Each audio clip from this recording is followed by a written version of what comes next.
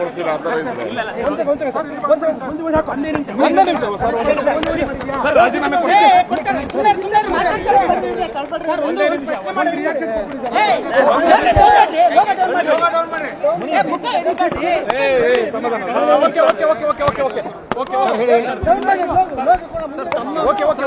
Sir ತಾವು ರಾಜೀನಾಮೆ ಕೊಟ್ಟಿದ್ದೀರಿ ಅಂತ ಹೇಳ್ತಾ ಇದ್ದಾರೆ ಸರ್. ರಾಜೀನಾಮೆ ಕೊಟ್ಟಿದ್ರಿ ಅಂತ ನಾನು ಮುಖ್ಯಮಂತ್ರಿಗಳು ಭೇಟಿ ಮಾಡಿ ಬಂದು ಆಮೇಲೆ ನಾನು ರಿಯಾಕ್ಷನ್ ಕೊಡ್ತೀನಿ. ಯಾಕೆ ಹೈಕಮಾಂಡ್ ಒತ್ತಡ ಅನ್ನುವಂಥದ್ದು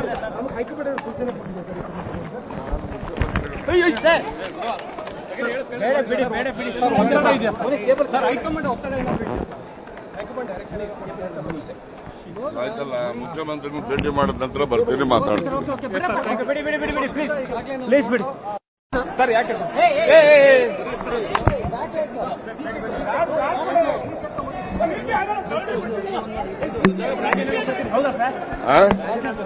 ಯಾಕೆ ಕೊಡ್ತೀಯ? ನಿಮ್ಗೆ ಹೇಳ್ತೀನಪ್ಪ, ಹೇಳ್ಬಿಟ್ಟೆ ಕೊಡ್ತೀನಿ ಆ ಥರ ಇದ್ರೆ ರಾಜೀನಾಮೆ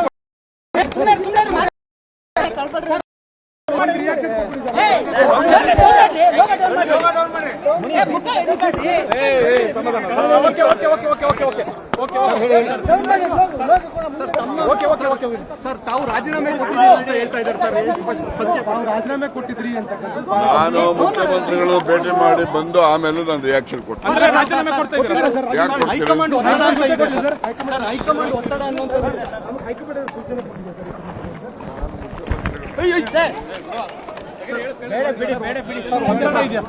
ಸರ್ ಹೈಕಮಾಂಡ್ ಒತ್ತಡ ಆಯ್ತಲ್ಲ, ಮುಖ್ಯಮಂತ್ರಿಗಳು ಭೇಟಿ ಮಾಡಿದ ನಂತರ ಬರ್ತೀನಿ, ಮಾತಾಡ್ತೀನಿ.